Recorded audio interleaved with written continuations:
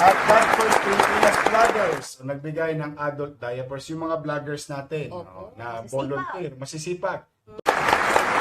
At God First Pilipinas Vloggers, nagbigay ng adult diapers. Yung mga vloggers natin na volunteer, masisipag. Tumotosgas pa, tumulong sa Maynila. Nagbigay sila ng adult diaper for senior citizen at pinadala natin sa yung pinuntahan ko kanina.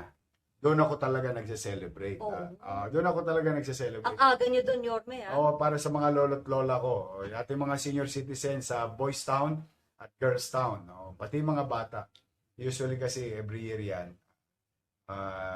Niikutan ko lagi yung mga bahay ampunan. Pero, natutuwa ako sa mga lolo't lola ko. Yung pinangako kong ensure. Nung binigay ko kasi last year, nasa bote.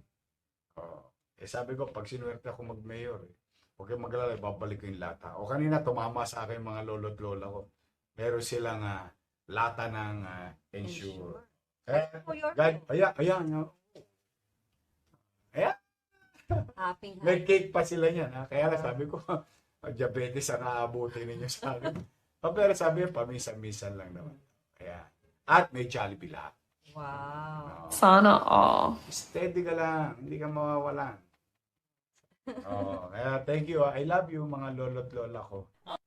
God First Pilipinas, thank you. Salamat. Ito po, syempre hindi mawawala. Happy birthday po, Boss Y! So, ito na po yung regalo namin.